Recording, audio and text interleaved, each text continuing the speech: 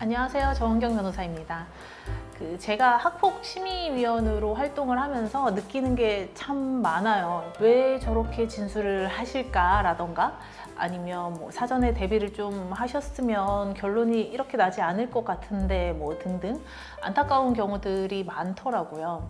그래서 오늘은 학폭 사건에 연루되어서 어떻게 대처해야 할지 모르겠다라고 하시는 분들을 위해서 팁을 좀 드려볼까 합니다. 먼저 학폭 사건이 어떻게 절차가 진행되는지, 예를 들어 조사위원이 언제 조사를 하고 심의가 언제 열리고 이런 전반적인 절차들에 대해서는 저번에 제가 자세하게 영상으로 이제 알려드린 적이 있으니까 그 영상을 보시면 좋을 것 같고요. 우선 학폭 가해 학생이든 아니면 피해 학생이든 가장 중요한 게 사실관계 파악입니다. 저는 학폭 관련해서 이제 상담 오시는 부모님들에게 웬만하면 아이랑 같이 상담 오시라고 하고 있어요.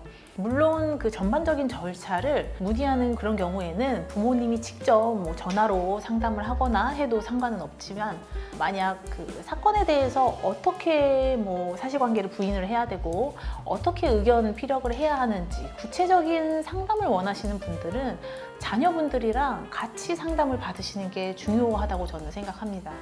왜냐하면 형사사건도 그렇지만 학폭사건도 우선 어떤 혐의로 우리가 학폭에 연루되어 있는지, 우리 아이가 어떤 잘못을 저질렀는지 아니면 어떤 피해를 입었는지를 정확하게 알고 들어가는 게 중요합니다. 사실 우리 아이가 부모님에게는 모든 걸 정확히 얘기하지 않는 경우가 많아요. 예를 들어서 혼날까봐 그럴 수도 있고요. 아니면 오히려 너무 가까운 관계라서 자신의 그 치부를 드러내기가 민망해서 그럴 수도 있겠죠. 예를 들어 이제 부모님은 우리 아이가 학폭 피해를 당했다라고 해서 상담을 받으러 오셨지만 아이랑 얘기하다 보니 우리 쪽에서도 가해를 한 정황이 있었어요. 그래서 결국 마폭으로 이제 사건이 진행되는 경우도 있었거든요. 그러니까 저쪽에서도 우리 아이한테 피해를 입었다라고 하면서 학폭 신고를 한 사건인 거죠. 그래서 만약 변호사의 도움을 받지 않는다고 한다면 더더욱 자녀분들을 통해서 어떤 사건이 일어난 건지, 내가 어느 정도의 가해를 했고 또 어느 정도의 피해를 받았는지를 명확히 확인하시는 게 첫 번째로 가장 중요합니다. 다음으로는 심의에 출석하셨을 때의 태도나 말투도 굉장히 중요합니다. 명심하셔야 할 것들이, 우리는 심의위원들이랑 싸우러 가는 게 아니에요. 그런 당연한 말을 하냐라고 이제 생각하시는 분들도 계시겠지만, 의외로 그 심의회에서 위원들에게 너무 강하게 말씀하시거나 화를 내시는 분들이 의외로 많아요. 심의회를 이제 진행하다 보면, 그러니까 위원들도 대체 어떤 일이 있었는지 굉장히 궁금해 하시고, 상대방의 진술과 맞지 않는 부분이 있다고 한다면 대체 어떤 학생의 말이 맞는지 확인하려고 하시죠. 그래야 어쨌든 내가 처분을 내려야 하니까요. 그래서 이것저것 굉장히 많이 물어보는데, 그런 질문의 의도를 곡해하셔서 부모님께서 왜 우리 아이한테만 그런 질문을 하냐 등등 굉장히 예민하게 반응하시는 분들이 있죠. 오히려 애들은 가만히 있어요.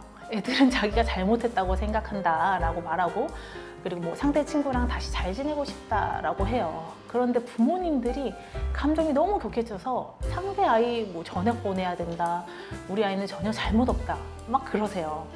그런데 간과하시면 안 되는 게, 심의위원회는 이 아이의 행동이 학폭인지를 판단하는 과정이기도 하지만, 이 아이가 다시 학폭에 연루될 것인지, 이 아이가 다시 학교 생활을 잘 할 수 있을 것인지도 같이 판단하는 작업이에요.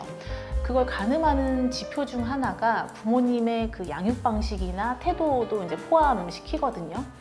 이 아이의 문제점을 얼마나 잘 파악하고 있고 그걸 개선해 줄 수 있는 여건과 태도를 가졌는지를 이제 보여주는 게 굉장히 중요한데, 그래서 이제 부모님도 같이 심의위를 이제 참석하라고 하는 것도 있고요.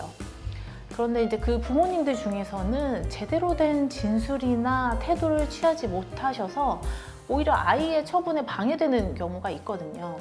그렇기 때문에 너무 감정적으로 대처하시면 당연히 안 되고요. 자신의 아이가 어떠한 점을 잘못했는지 직시하시고, 만약에 뭐 다툴 게 있다라고 하면 정확히 증거를 언급하면서 다퉈야 하지만, 일부 잘못한 게 있다라고 하면 그걸 어떻게 아이를 훈육하면서 재범하지 않게 할 것인지를 어필하는 게 굉장히 중요합니다. 그래서 저는 의뢰인분들이 이제 심의를 나가기 전에 면담을 이제 진행을 하지만, 이런 부분들을 꼭 챙겨드려요.